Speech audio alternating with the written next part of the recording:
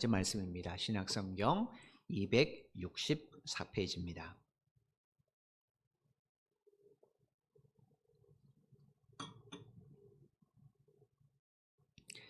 고린도전서 3장 1절로 9절 말씀, 신약성경 264페이지입니다. 찾으신 줄 알고 제가 봉독해 드리도록 하겠습니다. 3장 1절입니다. 형제들아, 내가 신령한 자들을 대함과 같이 너에게 말할 수 없어서 육신에 속한 자 곧 그리스도 안에서 어린 아이들을 대함과 같이 하노라. 내가 너희를 저주로 먹이고 밥으로 아니하였노니 이는 너희가 감당하지 못하였음이거니와 지금도 못하리라. 너희는 아직도 육신에 속한 자로다. 너희 가운데 시기와 분쟁이 있으니 어찌 육신에 속하여 사람을 따라 행함이 아니리요. 어떤 이는 말하되 나는 바울에게라 하고 다른 이는 나는 아볼로에게라 하니 너희가 육의 사람이 아니리요. 그런즉 아볼로는 무엇이며 바울은 무엇이냐? 그들은 주께서 각각 주신 대로 너희로 하여금 믿게 한 사역자들이니라. 나는 심었고 아볼로는 물을 주었으되 오직 하나님께서 자라나게 하셨나니 그런즉 심는 이나 물 주는 이는 아무것도 아니로되 오직 자라게 하시는 이는 하나님뿐이니라. 심는 이와 물 주는 이는 한 가지나 각각 자기가 일한 대로 자기의 상을 받으리라. 우리는 하나님의 동역자들이요 너희는 하나님의 밭이요 하나님의 집이니라. 아멘. 이 세상에 살아있는 것들은 모든 것은 다 성장하게 되어 있습니다. 그런데 그 성장이 외형적 자라므로는 끝나면 안 됩니다. 반드시 그 성장은 내면적 무르익음으로 연결되어야 됩니다. 그래야 열매를 남길 수가 있습니다. 나무가, 식물이 아무리 잘 자라도, 겉이 잘 자라도 내면적으로 무르익지 않으면 결코 열매를 맺을 수가 없죠. 이런 내면적 무르익음을 가리켜서 우리가 성숙이라 이렇게 말할 수 있을 것입니다. 이 땅의 모든 그리스도인들은 예수 그리스도를 통하여 영원한 생명을 얻은 사람들입니다. 그러므로 살아있는 모든 것들이 성장하는 것처럼 반드시 예수 믿는 그리스도인들도 영적으로 성장해야 돼요. 이런 영적 성장, 우리들의 영적 성장과 관련해서 베드로후서 3장 18절에 보면 하나님께서 사도 베드로를 통해 우리에게 이렇게 말씀을 하셨어요. 베드로후서 3장 1절로 18절 말씀입니다. 오직 우리 주 곧 구주 예수 그리스도의 은혜와 그를 아는 지식에서 자라가라. 영광이 이제와 영원한 날까지 그에게 있을지어다. 자라가라, 명령형으로 되어 있습니다. 그러니까 하나님께서 우리에게 자라가야 된다 이렇게 명령하셨다라는 거예요. 여러분, 우리말 성경으로 보면 예수 그리스도의 은혜와 그를 아는 지식에서 자라가라 이렇게 번역되니까 얼핏 보기에 주님의 은혜와 주님을 아는 지식을 계속 키워가라는가 보다 이렇게 생각할 수도 있을 겁니다. 그런데 이 말씀은 원래 이런 의미가 아니에요. 여기 우리말로 지식이라고 부르던 헬라어가 그노시스라는 단어인데 이 단어는 단순한 지식을 말하지 않습니다. 이 그노시스는 헬라인들이 영적인 지식을 가리킬 때 이 그노시스라는 단어를 사용해요. 그러니까 하나님께서 우리에게 어떤 지식에서 자라느냐면 영적인 지식이에요. 이게 무슨 이야기인가? 하나님이 예수 그리스도를 통해서 나에게 베풀어 준 은혜가 도대체 뭔가? 또 그 예수님이 도대체 누구인가? 나와 예수님의 관계는 어떻게 되는 건가? 예수를 믿는다는 건 도대체 뭔가? 그리스도인이 된다는 건 도대체 뭔가? 이런 영적인 신분에 대해서 깊이 있게 깨달아 가라는 거예요. 왜 하나님 우리에게 이런 명령을 내리셨을까요? 그래야 우리 믿음이 성숙해져 갈 수 있기 때문에 그렇습니다. 여러분, 그럼 믿음이 성숙해진다는 건 도대체 무슨 의미인가? 마태복음 22장에 보면 사두개인들이 예수님을 찾아와서 부활에 대한 논쟁을 걸어요. 예수님과 부활에 대한 논쟁을 하는데 일거에 제압을 당합니다. 예수님 말씀에 꼬리를 쭉 내리고 돌아가 버려요. 이 소식을 누가 듣게 되냐면 바리새인들이 듣게 됩니다. 서기관들이 예수님 앞에 가서 부활에 대한 논쟁으로 예수를 좀 어떻게 무너뜨리려 하다가 결국 일거에 제압당했다는 소식을 듣고 바리새인들이 발끈을 해요.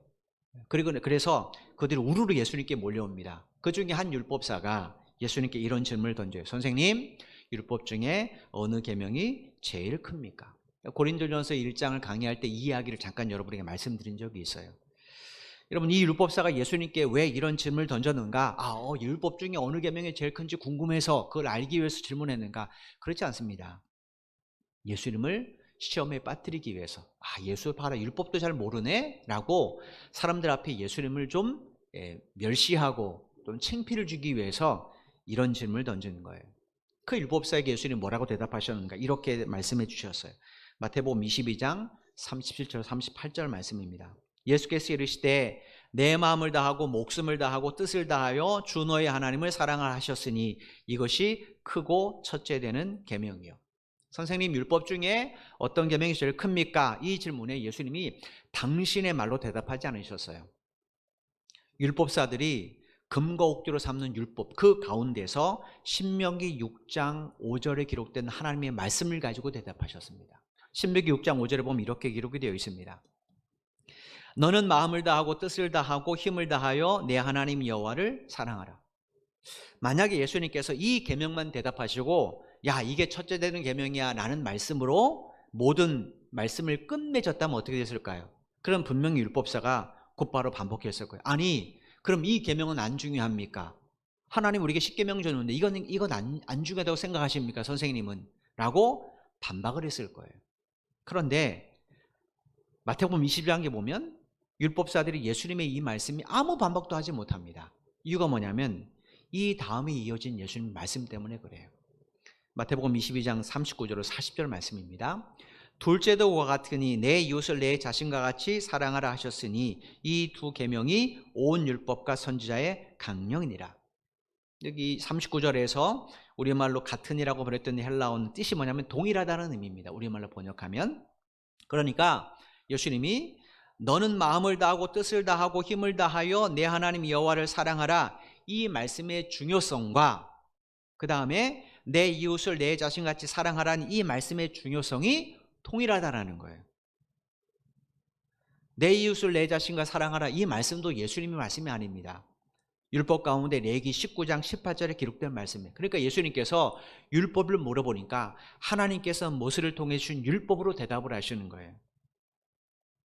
그리고 나서 예수님께서 이 두 계명이 온 율법과 선지자의 강령이니라 라는 말씀으로 모든 말씀을 결론 지으셨습니다. 온 율법과 선지자의 강령이다. 율법과 선지자는 구약 성경 전체를 말해요. 그러니까 이 두 계명이 성경의 강령, 즉 성경의 핵심이라는 것. 물론 여기서 말하는 성경 구약 성경을 말합니다. 건물로 비유하면 하나님의 사랑 그리고 사람 사랑, 이 두 기둥 위에 하나님의 말씀이라는 구약 성경이라는 집이 세워져 있다는 것. 그러니까 이 두 가지가 무너지면 어떻게 되는 겁니까? 성경을 범하는 거죠. 예수님이 이렇게 말씀을 하셨어요. 그러자 주님의 이 대답을 듣고 나서 예수님을 올무에 빠뜨리기 위해서 몰려왔던 모든 바리새인들이 한마디도 못하고 다 그냥 돌아가 버렸어요. 왜 그냥 돌아갔겠습니까? 이 사람들 율법 교사예요. 율법사들이에요. 율법에 대해서는 정통, 우리 말하면 신학 박사들이란 말이에요. 근데 왜 아무 말도 하지 않고 돌아가겠습니까? 예수님의 말씀이 맞기 때문이죠. 그죠? 틀리다면 반박했겠죠. 맞으니까 아무 말도 못하는 거예요. 그러므로 하나님을 향한 우리 사랑은 단순히 고백이나 지식으로 머물러서는 안 됩니다. 지금 이 바리새인들은 첫째 계명, 내 마음을 다하고 뜻을 다하고 힘을 다하고 내 하나님 여호와를 사랑하라는 것은 합니다. 그런데 둘째 계명, 이웃을 사랑하지는 않아요. 따라서 하나님을 향한 우리의 사랑은 고백이나 지식으로 머물러는 안 됩니다. 반드시 뭐로 나타나야 돼요? 사랑의 실천으로 나타나야 돼요. 이웃 사랑의 실천. 그 가까운 이웃이 뭡니까? 가장 가까운 이웃, 우리의 부모들, 자녀들, 그 다음에 같이 신앙생활하는 성도죠. 그래서 성경에서 예수님께서도 제자들에게 계명 주실 때 서로 사랑하라고 말씀하시는 거예요. 여러분, 부모도 사랑 못하는데 다른 사람을 사랑한다? 그 사람은 하나님 사랑하는 사람 아닙니다. 자식도 사랑하지 못하는데 다른 사람을 사랑한다? 역시 그 사람 하나님 사랑하는 사람 아닙니다. 함께 한 교회에서 함께 신앙생활하는 성도를 사랑하지 않으면서도 다른 사람을 열심히 사랑한다? 역시 그 사람 하나님 사랑하는 사람 아닙니다. 하나님의 사랑은 내 이웃을 사랑하는 것으로 증명됩니다. 내 이웃이 누군가? 누가복음에서 예수님이 선한 사마리아를 통해서 말씀하셨죠. 하나님이 우리에게 보내준 사람입니다. 선한 사마리아 길을 가는데, 사마리아인 길을 가는데 강도 만나는 사람을 만났습니다. 이 사람은 그 사람 만날 이유가 없습니다. 그죠? 하나님께서 그 사람을 만나도록 역사하시는 거예요. 그럴 때 이 사람은 하나님이 자기에게 보내준 이웃이라고 생각하니까 자기의 모든 것을 다 해서 그 사람을 치유해 주잖아요. 하나님 우리에게 보내준 사람이 누구겠어요? 제일 가까운 사람이 당연히 우리 가족이죠. 그리고 주 안에서 한 가족이 된 영적인 가족인 성도들이죠. 여러분, 우리가 하나님을 믿는다고 말할 때 도대체 하나님을 믿는다, 우리의 믿음의 대상이 뭘까요? 사실은 하나님의 말씀이에요. 왜냐? 우리는 성경 안에 기록된 하나님을 믿는 겁니다. 성경 밖에는 하나님을 믿는 것 아니에요. 그죠? 성경 밖에서 하나님 이런 사람이 저런 사람이라고 철학자들이 아무리 이야기하고 종교학자들이 말해도 우리는 그 하나님 믿지 않습니다. 여러분, 코란에 기록된 하나님 우리는 믿지 않습니다. 그죠? 성경에 기록된 하나님을 믿는 겁니다. 따라서 내가 하나님을 믿는다, 그럼 구체적으로 뭘 의미합니까? 내가 그 말씀을 따라 사는 것을 의미합니다. 그러므로 그리스도인의 신앙 성숙은 하나님의 말씀에 대한 순종과 실천을 통해서만 이루어질 수 있습니다. 그래서 하나님께서 베드로후서를 통하여 우리에게 뭐라고 말씀하시는가? 예수 그리스도의 은혜와 그를 아는 지식에서 자라가라, 이렇게 명령하시는 거예요. 다른 말로 하면, 쉬운 말로 하면, 네가 하나님의 은혜를 아는 만큼, 네가 예수를 아는 만큼 그 지식대로 살아가라는 거예요. 하나님 이런 사람이야, 예수님 이런 분야라고 말하면서도 전혀 내가 아는 지식과 동떨어지는 삶을 산다면 그건 잘못된 거잖아요. 그죠? 성경을 통해 아는 만큼 살아가라는 거예요. 하나님 말씀대로 살아가라는 거죠. 사도 바울이 볼 때 고린도 성도들은 이런 삶을 살지 않았습니다. 왜냐? 고린도 성도들 가운데 주께서 말씀하신 내가 너에게 새 계명을 주노니 너희가 서로 사랑하라. 내가 너희를 사랑한 것 같이 너희가 서로 사랑하라. 이로써 너희가 내 제자인 줄 알리라. 이 말씀 모르는 사람은 없습니다. 사도 바울이 가서 그들에게 예수를 증거하면서 왜 예수님의 행적에 대해서 왜 낱낱이 얘기하지 않았겠습니까? 당연히 얘기해 줬겠죠. 따라서 주님의 이 명령을 모르는 사람이 고린도 성도들 가운데는 없었을 거예요. 그런데 지금 그들이 어떻게 살아갑니까? 자기의 생각과 가치관에 맞는 사람끼리만 모여서 사랑합니다. 다르면 배척하고 대적해요. 그러니 여러분, 이런 고린도 성도들이 어떻게 성숙한 그리스도인이라고 말할 수 있겠어요? 절대로 이건 성숙한 것 아닙니다. 그래서 오늘 본문에 바울이 그들을 뭘로 비유했는가? 어린아이로 비유합니다. 오늘 본문 1절 말씀을 보십시오. 형제들아, 내가 신령한 자들을 대함과 같이 너희에게 말할 수 없어서 육신에 속한 자 곧 그리스도 안에서 어린아이들을 대함과 같이 하노라. 여기 우리말로 어린아이라고 번역된 헬라어가 네피오스라는 단어입니다. 이 네피오스라는 헬라어는 4살 이하의 유아들을 지칭할 때 사용하는 단어예요. 성경학자들의 연구에 의하면 구약 시대 때 유대인들은 언제 아이들의 젖을 떼는가? 그 시기가 18개월부터 5살 사이라고 말합니다. 우리 말하면 만 4세까지도 어머니가 젖을 먹이는 그런 풍습들이 있었다는 거예요. 따라서 바울이 지금 말하는 이 유아들은 어떤 유아들이에요? 어머니의 모유를 먹는 유아들을 말해요. 고린도 성도들이 그런 영적으로 그런 유아들과 같다, 이렇게 비유했습니다. 이유가 뭔가? 지난 시간에 말씀드린 것처럼 고린도 성도들은 분명히 성령 체험을 했습니다. 우리가 나중에 고린도서를 뒷 14장을 보겠지만 성령의 은사를 쭉 이야기해요. 왜 이야기합니까? 그들이 모르는 이야기하는 건 아닙니다. 이미 그들이 체험을 한 이야기예요. 방언도 하고 예언도 하고 치유 은사도 있고 실제로 그들이 성령을 체험했어요. 그러니까 그들은 성령도 받았고 성령 안에도 있었고 성령도 경험했습니다. 그런데 문제는 성령을 쫓아 살지 않아요. 뭘 쫓아 삽니까? 여전히 육신의 본능을 쫓아 살아요. 한마디로 세속적인 신앙생활을 하는 거예요. 그러니 바울이 그들의 잘못된 신앙을 막 지적할 때 그걸 받아들이려고 하겠습니까? 안 받아들이죠. 그죠? 왜냐? 바울, 너만 성령 받았어? 나도 성령 받았어. 바울, 너만 예수 믿어? 나도 예수 믿어. 그리고는 안 받아들이는 거예요.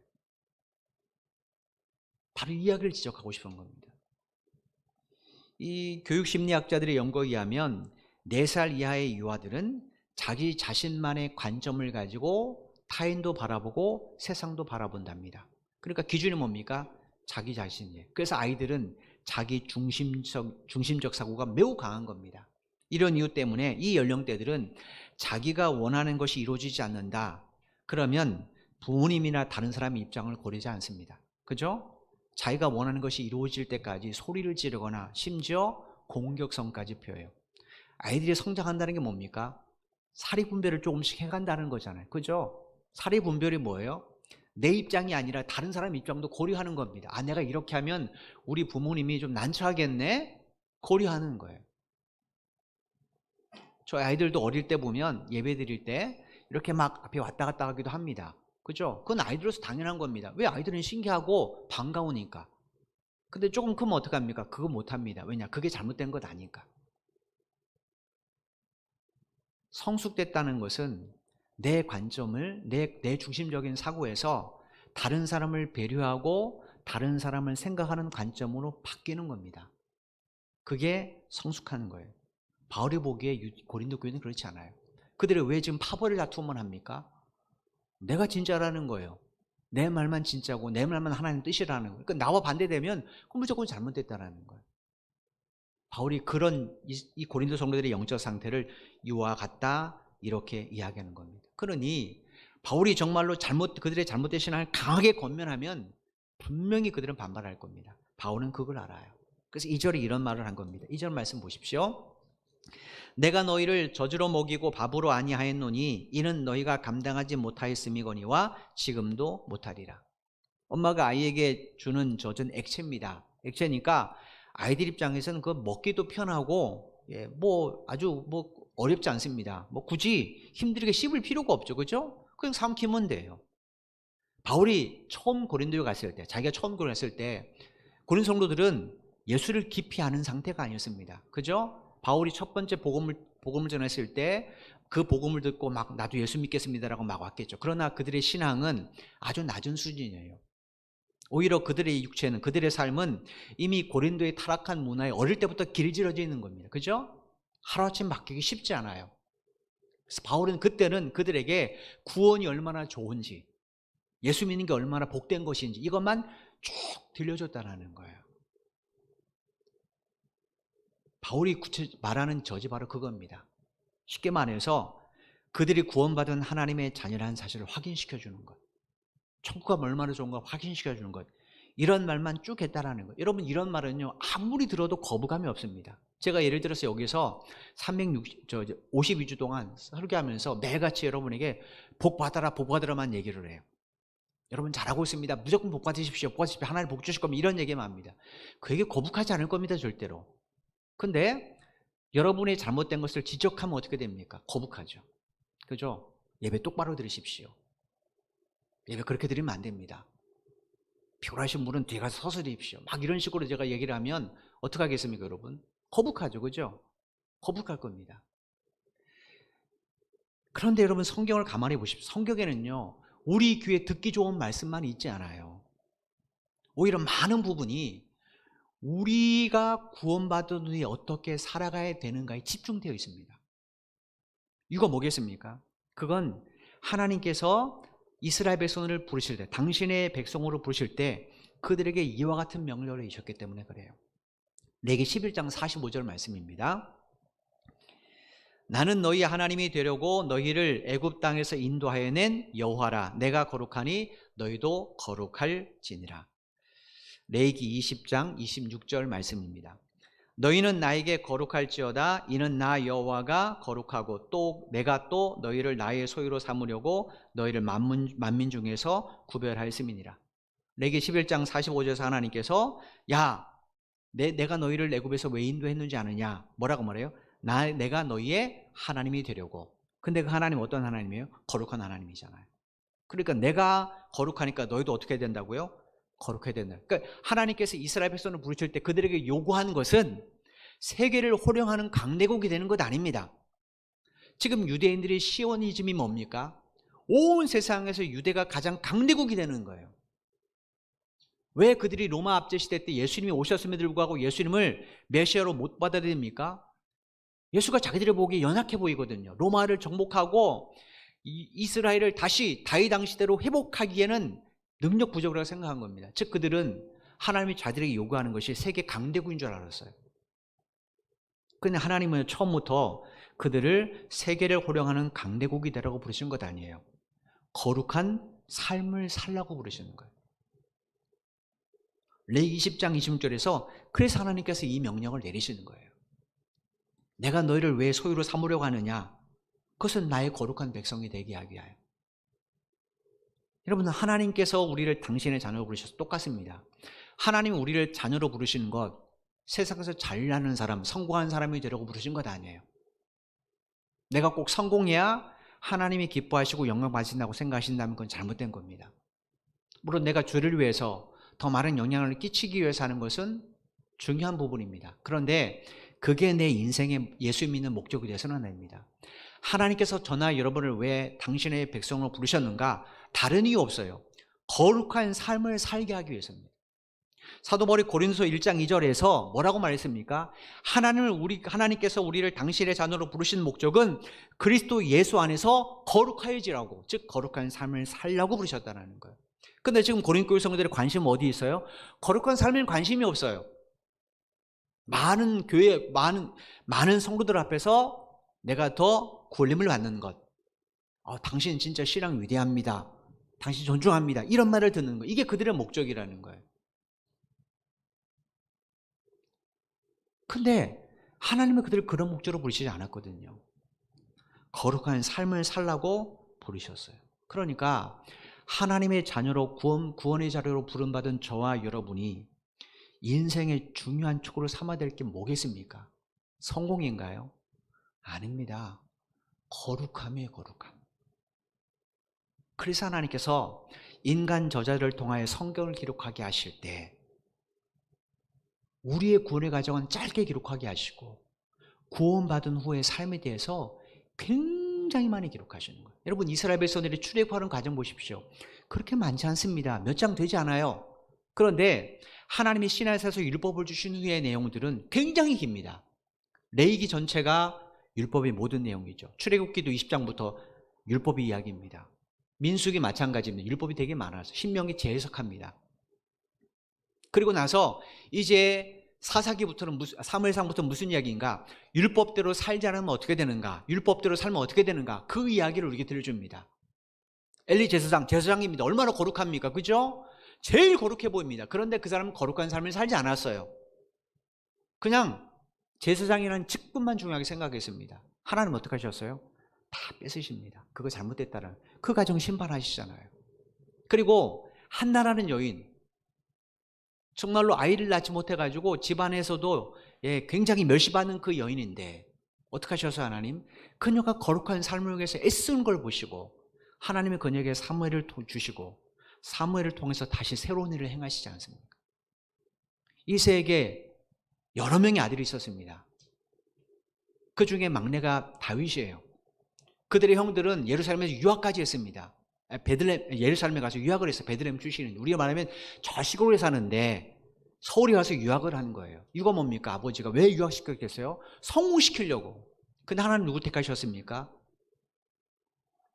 아무도 안 하고 집안의 형들 먹여 살리느라고 양 돌보는, 베들레헴 골짜기에서 양을 돌보는 어린 다윗을 선택하셨어요. 이거 뭡니까? 다윗은 거룩한 삶의 목적이었기 때문에 그렇습니다. 우리의 목적은 거룩함입니다. 내가 거룩하면 하나님은 당연히 해처럼, 의의 빛처럼 드러내신다고 분명히 시편에 말씀하셨잖아요. 그래 여러분 정말로 세상에서 영향 있는 그리스도인이 되려면 거룩한 삶에 포커스를 맞추십시오. 그러면 하나님께서 의인을 정오의 빛처럼 드러내시고 나타내신다고 성경에 분명히 여러 인물을 통해 우리에게 증거하고 계시잖아요. 지금 고린도 교회의 문제가 바로 여기 있습니다. 그래서 바울이 이야기를 하는 겁니다. 그런데 문제는 이런 말씀들, 그리스도인답게 살라는, 하나님의 자녀답게 살라는 그 모든 말씀들이 사실은 죄의 습성에 이미 오래 길들여진 우리에게는 거북하게 들리는 내용이 굉장히 많이 있습니다. 사도 바울이 2절에서 비유하는 밥이라는 그 말이 그겁니다. 내가 너희들을 저주로 먹이고 밥으로 먹이지 않았다. 이건 뭡니까? 밥은 딱딱한 걸 씹어야 되는 수고가 있어야 됩니다. 그리고 넘치고 쏘야 됩니다. 밥을 씹지 않고 그냥 넘기면 어떻게 됩니까? 건강에 생명에 문제가 생기죠. 그러니까 귀찮아도 씹어야 돼요. 힘들어도 씹어야 됩니다. 더군다나 그 밥에 뭐 콩 같은 것이 들어있으면 어떻게 됩니까? 또 현미 같은 밥은 더 오래 씹어야 되잖아요. 자기 수고가 있어야 됩니다. 즉 그걸 충분히 으깨서 소화해야 된다는 거예요. 그러면 그 사람이 어떻게 돼요? 그것 때문에 힘을 얻고 더 에너지 넘치게 자기를 하게 되죠. 여러분이 바울이 2절에서 말하는 밥으로 비유되는 말씀들은 거룩한 삶을 촉구하는 하나님의 말씀이에요. 너 구원받았다면 이렇게 살아야 돼 라는 말씀들이에요. 바울이 1절에서 말한 신령한 사람들, 이렇게 거북한 하나님의 말씀이지만 감사함으로 받아들이는 거예요. 그리고 그걸 소화하기 위해서 실제로 살아가는 겁니다. 그런 사람에게 나타나는 열매들이 바로 영적 성숙입니다. 성숙. 고린도서 2장 15절 표현에 빌면 그리스도의 향기를 내뿜는 삶이라는 거예요. 하나님은요, 저 나이로 보니 이런 삶을 살기를 원하세요. 이유는 그렇게 살게 하시기 위해서 우리를 죄와 사망으로부터 예수 그리스도의 십자가를 통해 구원의 자리로 불러내셨기 때문에 그렇습니다. 우리가 그렇게 살지 않으면 하나님의 부르심의 목적과 내용이 상실되는 거죠. 따라서 그리스도인들은요, 내가 지금 당장 듣기 좋다고 해서, 내가 당장 거북하지 않다고 해서 그 말씀만 좋아해서는 안 됩니다. 복받아라 복받아 이 말씀만 좋아해서는 안 되는 거예요. 지금 당장 내가 거북해요. 왜냐? 그 말씀으로 따르려면 내가 포기할 게 있거든요. 거북해요. 포기할 것도 없으면 거북하지 않습니다. 내 삶에 지금까지 몇십 년 동안 했던 이 삶의 습관들을 포기해야 돼요. 버려야 돼요. 거북하단 말이에요. 그러나 그래도 어떻게 됩니까? 그 말씀을 하나님의 음성으로 믿고 받아들여야 돼요. 그리고 그 말씀을 따라 살아야 됩니다. 그럴 때 그 말씀은 우리 안에 영적인 능력이 되어서 우리 신앙을 성숙하게 만든다는 거예요. 밥이 씹는 게 힘들지만 씹어서 소화시키면 그 밥이 갖고 있는 에너지가 우리 에너지가 되잖아요. 마찬가지로 하나님의 말씀이 거북해요. 꼭 그렇게까지 살아야 돼? 꼭 그렇게 해도 돼? 그렇게 해야 돼? 그래도 하나님 말씀이라고 믿고 내게 주신 오늘 음성이라고 믿고 내가 그 말씀을 받아들이고 실제로 삶에 힘들지만 실수할 수도 있지만 적용하고 살아가면 그 말씀 안에 담기는 하나님의 능력이 곧 뭐가 된다고요? 내 삶의 능력이 된다는 거예요.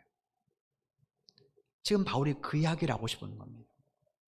그렇지 않고 아무리 내가 성경을 많이 암송해도 하나님 말씀과 상관없이 살아간다면 그 사람의 신앙은 바울이 말한 것처럼 영적 어린아이를 절대로 벗어나지 못합니다. 그러니 여러분, 그 사람의 삶에 무슨 말씀의 능력이 있겠습니까? 그죠? 아이가 자라는데 모유가 물론 처음에 나온 아이에게는 영향력이 있습니다. 그죠? 많은 영향을 포함되어 있어요. 근데 어느 정도 자는데도 그걸 계속 먹으면 어떻게 됩니까? 그게 반드시 문제가 생깁니다. 똑같습니다. 우리가 신앙생활을 수십 년 해왔는데 여전히 적과 같은 하나님의 말씀만 막 좋아하고 영적 아이에 머물러 있다면 우리 신앙에는 시험이나 여러 가지 어려움이 있을 때 분명히 큰 문제가 발생합니다. 지금 고린도가 그런 상태잖아요. 그래서 바울이 지금 내가 너희들에게 정말로 어려운 말을 해도 너희들은 아마 거부할걸? 이라는 단서를 지금 2절에서 이야기하는 겁니다. 여러분, 이런 영적 수준을 가지고 1절, 2절 말씀을 다시 한번 우리가 묵상해 보면 뭘 알 수 있는가? 바울이 말하는 젖을 먹는 사람은 새롭게 주어진 하나님의 자녀라는 자신의 영적 신분의 감격에만 머물리는 삶을 가리킵니다. 반면에 밥을 먹는 사람은 어떤 사람인가? 그 신분에 걸맞는 수준을 추구하는 삶을 사는 사람이에요. 저 여러분 이미 구원받았어요. 그렇죠? 이미 구원받았어요. 따라서 계속해서 우리가 구원의 감격의 수준에만 머물러 있으면 안 된다는 거예요. 이미 구원받은, 이미 종결된 사건이란 말이에요. 오늘 죽어도 천국에 갈 수 있는 종결된 사건이란 말이에요. 그럼 어떻게 되는가? 이제 그 구원의 감격을 가지고 구원받은 그리스도인의 수준에 맞는 삶을 추구해야 된다는 거예요. 창세기 12장에서 하나님께서 수많은 사람 가운데 아브라함을 어느 날 찾아오셨어요. 그죠? 그때 여러분 아브라함이 얼마나 큰 감격을 얻었겠습니까? 하나님, 내가 누군데 나를 찾아오셔서 나를 믿음의 조상을 삼으시겠다고, 큰 민족의 조상이 되게 하겠다고, 얼마나 구원의 감격이겠습니까? 분명히 그날 밤 아브라함은 구원의 큰 감격을 경험했을 거예요. 근데 만약에 아브라함이 그 감격 안에만 머물러 있었다면 어떻게 됐을까요? 계속해서 절대로 믿음의 조상이 될 수 없었을 겁니다. 아브라함이 어떻게 믿음의 조상이 될 수 있었는가? 하나님의 부르심을 받은 그 이후에, 우리 말하는 구원의 감격을 경험한 이후에 내가 너에게 보여줄 땅으로 가라는 그 말씀에 자기의 남은 생애를 던졌기 때문에 그렇습니다. 창세기 12장 1절에서 하나님 이렇게 그에게 말씀하셨죠. 여호와께서 아브라함에게 이르시되 너는 너의 고향과 친척과 아버지 집을 떠나 내가 내게 보여줄 땅으로 가라. 뭐라고 말씀하셨어요? 너의 고향, 친척, 아버지, 지금 너의 모든 삶의 현장을 떠나서 내가 내게 보여줄 땅으로 가라고 그랬어요. 여러분, 보여줄 땅, 시제가 과거입니까? 현재입니까? 미래입니까? 미래입니다. 미래라는 것은 아브라함이 하나님이 주실 땅을 봤다라는 거예요? 못 봤다라는 거예요?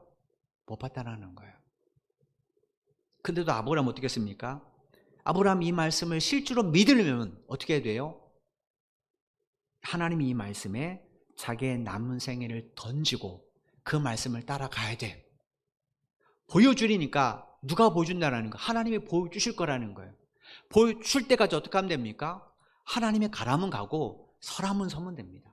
하나님의 말씀을 따라가면 된다라는 거예요. 그랬더니 아브라함의 삶에 어떤 일이 일어났어요? 믿음의 성숙이 일어났어요. 그래서 나중에 100세 얻은 아들 이삭을 하나님이 번제로 바치려 할 때도 아브라함이 고민하지 않은 겁니다. 왜냐? 이미 신앙이 성숙했기 때문에. 만약에 그 전이라면 어떻게 됐을까요? 그 전이라면 아브라함은 절대로 100세의 아들 이삭이 아니라 이스마엘을 번제로 바쳤을 겁니다. 여러분, 신앙의 성숙은 하나님 말씀에 우리 삶을 실제로 던져야 돼요. 아브라함만 그랬어요? 아닙니다. 다윗도 그랬고 이스라엘 위대한 다윗도 출애굽의 지도자인 모세도 마찬가지입니다. 하나님 모세를 부를 때 이스라엘 백성을 건져내라고 그랬잖아요. 애굽에서. 결과만 이야기하셨습니다. 근데 뭐라고 하면 내가 너를 애굽 왕 바로에게 보낼 거라고 말씀하셨어요. 만약에 애굽 왕 바로가 누군지 지금 모세는 아는데 그게 두려워서 그 말씀에 자기 상의를 안 던졌다. 하나님 알아서 하시죠. 꼭 내가 가서 그 하나님 말씀 전해야 됩니까? 하나님이 꿈에 나타나셔서 애굽 왕 바로에게 이렇게 이야기하면 되지 않습니까? 내가 꼭 가질 필요 없지 않습니까? 라고 그냥 하나님이 자기를 찾아온 사건에만 머물러 있었다면 어떻게 됐을까요? 그럼 출애굽 위대한 지도자 되지 않았겠죠. 다윗도 마찬가지입니다. 어느 날 사무엘 선을 통해서 하나님이 자기의 기름을 부었어요. 얼마나 복됩니까? 그죠? 하나님이 어떻게 나 같은 자를 그 위에 그가 만군의 여호와 이름으로 골리앗과 앞에 나가지 않았다면 과연 그가 이스라엘의 역사의 중앙 무대에 등장했겠습니까? 등장하지 않았겠죠.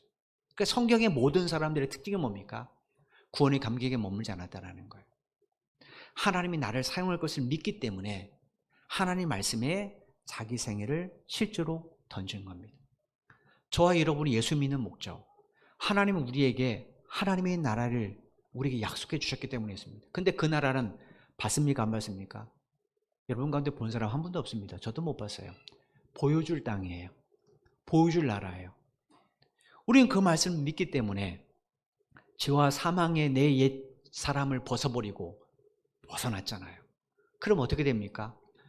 아브라함이 가나안 땅에 갈 때까지 계속해서 그 걸음을 멈추지 않은 것처럼 우리도 하나님에 입성할 때까지 믿음의 걸음을 멈추면 안 되죠. 여전히 과거에 머물러서는 안 되죠.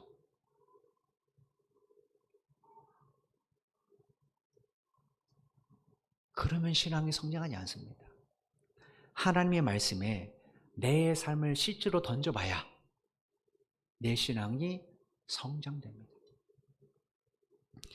식물의 성장에 가장 큰 영향을 미치는 게 굴성이라고 합니다. 이 굴성이라는 것은 여러 가지 자극에 의해서 특정한 방향으로 휘어지는 운동을 가리켜서 굴성이라고 말해요. 그런데 식물의 굴성은 자극의 종류에 따라서 두 가지로 나뉜다고 그래요.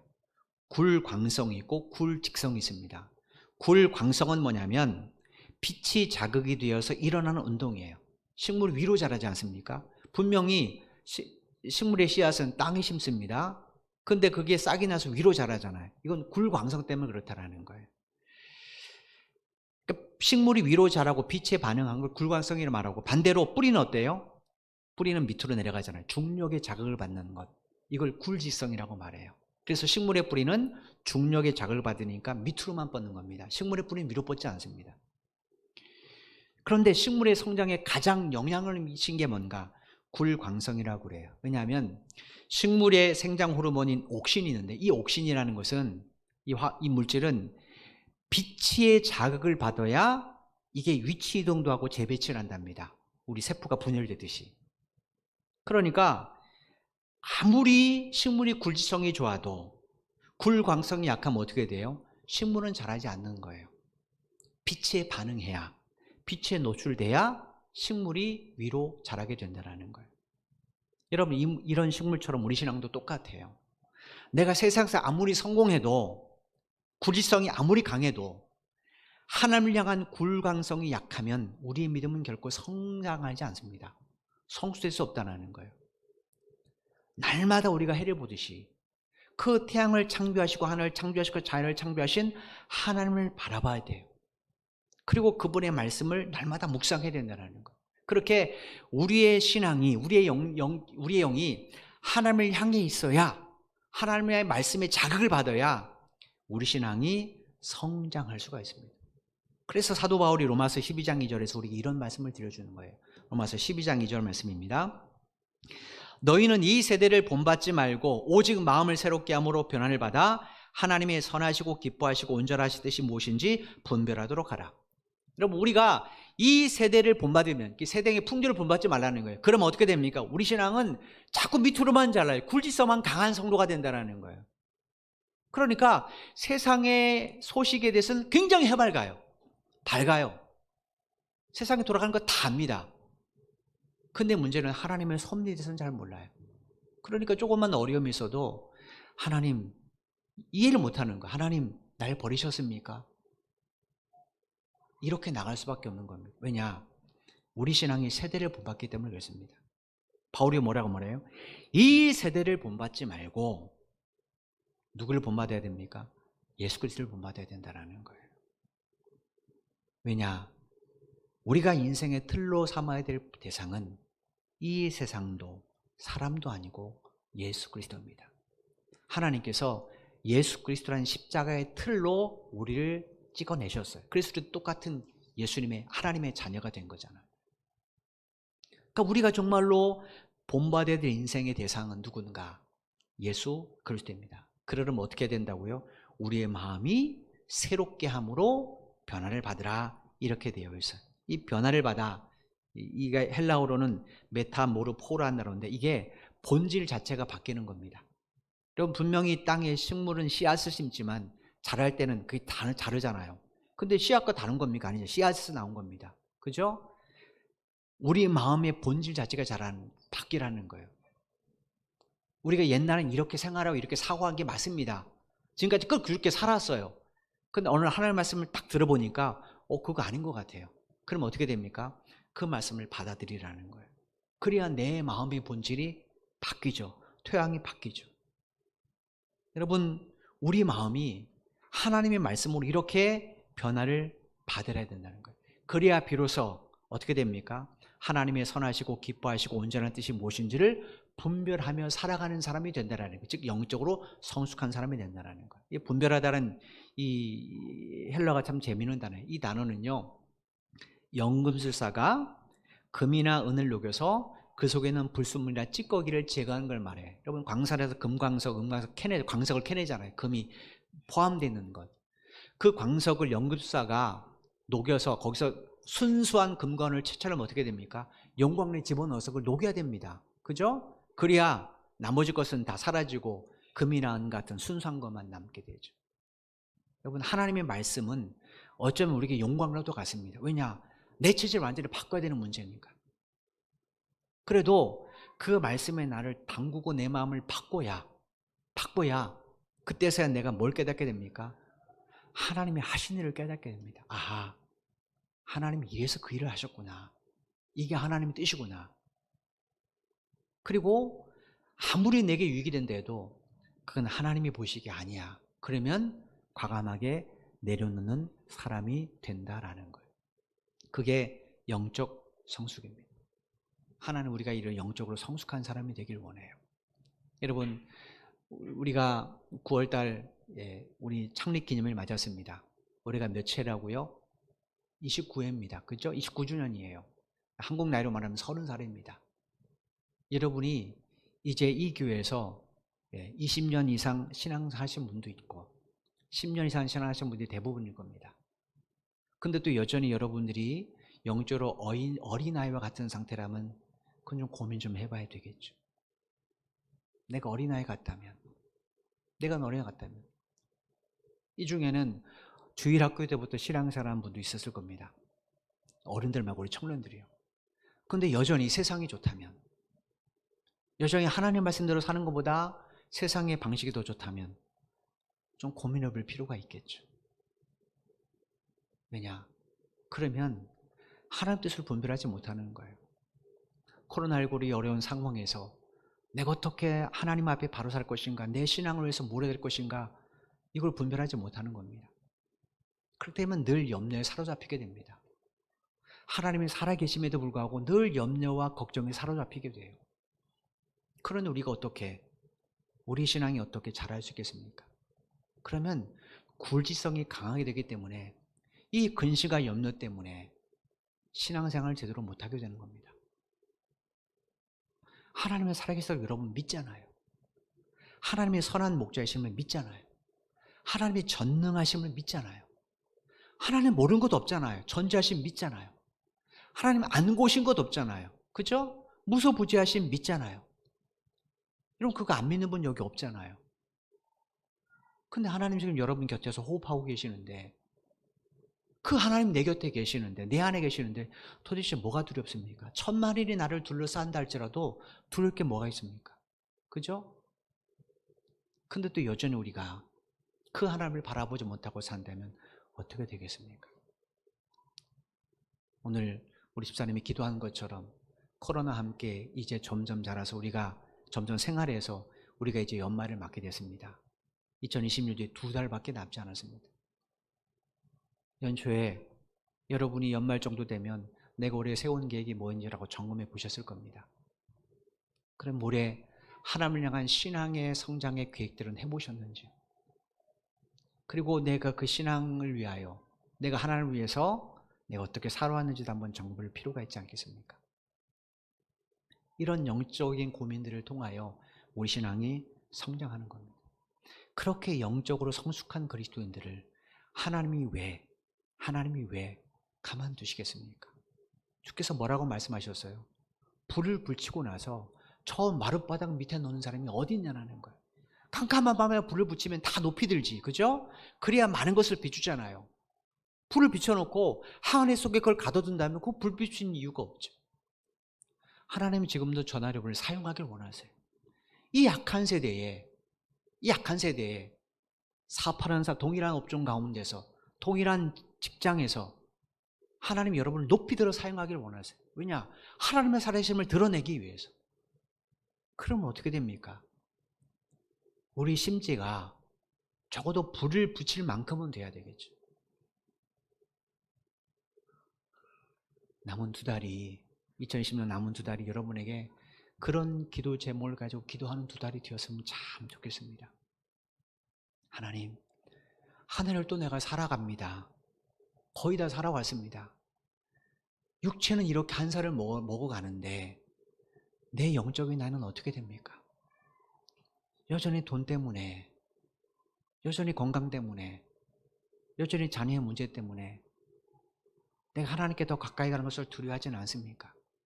생명이 하나님께 있다고 내가 분명히 고백하는데 내가 하나님보다도 세상의 이런 전염병을 더 두려워하지는 않습니까? 고민할 필요가 있겠죠. 하나님 우리가 이런 어린아이 같지 않기를 원하셔서 오늘 이 말씀을 우리에게 들려주신 거라고 저는 믿습니다. 그럼 여러분 한 주간 동안 여러분의 영적 수준을 위해서 고민해 보십시오. 하나님, 내 영적인 나이를 좀 보고 싶습니다. 내가 어떤 상태인지 보고 싶습니다. 한 주간 동안 기도하시는 여러분 되길 바랍니다. 그럴 때 하나님께서는 여러분에게 친히 말씀하실 것이고 여러분의 신앙의 성숙을 통하여 아브라함을 복의 통로로 사용하신 것처럼 여러분을 반드시 복의 통로로 사용해 주실 것입니다. 그래서 축복의 통로가 되어서 가정도, 또 내가 일하는 일터도 하나님의 살아계심을 증거하는 귀한 현장으로 바꿔가는 여러분 한 분 한 분 되시기를 주님의 이름으로 간절히 축원을 드립니다. 기도드리겠습니다. 하나님 감사합니다. 우리가 인생을 돌아보니 부모님에 대해서 태어난 지가 엊그제 같은데 벌써 수십 년의 세월이 지나서 인생의 황구에 접은 분도 있습니다. 하나님, 어릴 때는 어릴 때의 고민이 있었고 10대 때는 10대 때의 고민이 있었고 20대, 30대 때도 역시 그 나이 때의 고민이 있었습니다. 그 고민 가운데 내 인생을 던져보지 않았다면 우리가 어떻게 오늘을 맞았겠습니까? 하나님, 그런데 하나님 주의 말씀이 진리라고 믿고 그 말씀이 전능하신 하나님이 우리에게 주신 음성이라고 믿고 능력이라고 믿는데도 불구하고 우리는 그 말씀에 우리 인생을 제대로 던져보지 못할 때가 참 많이 있습니다. 하나님, 우리를 불쌍히 여겨 주옵소서. 신앙생활을 몇십 년 했는데도 불구하고 여전히 우리 신앙이 영적 어린아이 수준에 머물러 있다면 우리를 긍휼히 여겨 주시고 이제부터라도 주의 말씀에 내 인생을 던짐으로 신앙이 매일매일 성숙해가는 참된 그리스도인이 되기를 간절히 소원합니다. 하나님이 우리를 선택하신 목적은 세상에 성공한 사람이 되게 하기 위함이 아니라 그리스도 안에서 거룩한 삶을 살게 하기 위함이라고 성경에 분명히 말씀하셨습니다. 하나님, 그럼에도 불구하고 우리가 거룩한 삶을 사는 것은 뒷전에 물렸다면 우리를 불쌍히 여겨주시고 이제 이것이 우리의 제1의 목표가 될 수 있도록, 목적이 될 수 있도록 도와주옵소서. 우리의 신앙이 구지성이 강한 신앙이 아니라 굴광성이 강한 신앙이 되기를 원합니다. 날마다 말씀의 빛을 비춰주시고 그 말씀에 우리 영혼이 반응하게 하시고 그 말씀에 우리의 손과 발이 움직여질 수 있도록 도와주옵소서. 그래서 아브라함 함산을 통하여 수많은 사람이 구원받은 것처럼 우리를 통하여 우리의 가정이, 우리 일터가, 우리를 아는 모든 사람들이 주님 앞에 돌아오게 되기를 원합니다.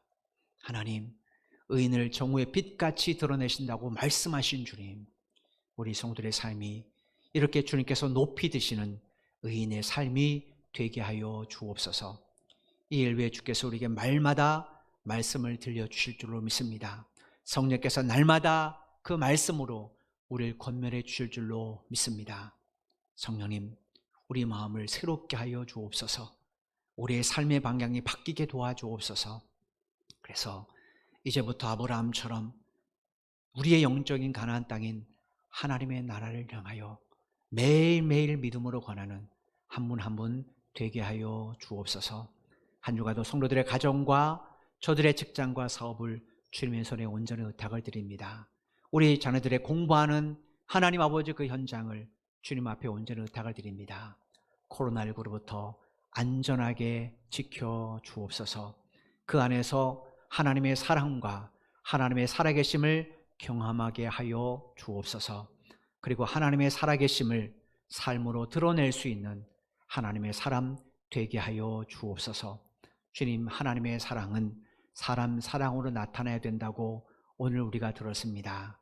하나님, 한 주간도 정말로 가족을 사랑하고 가족을 위해 기도하는 우리들 되게 하여 주시고 또 성도들을 위해 기도하는 우리들 되게 하여 주시고 하나님 우리에게 붙여준 하나님 이웃들과 동료들을 위하여 함께 기도하는 우리들이 되게 해 주셔서 하나님의 사랑이 우리의 기도와 우리의 섬김을 통하여 나타나고 증명될 수 있도록 우리를 사용하여 주옵소서.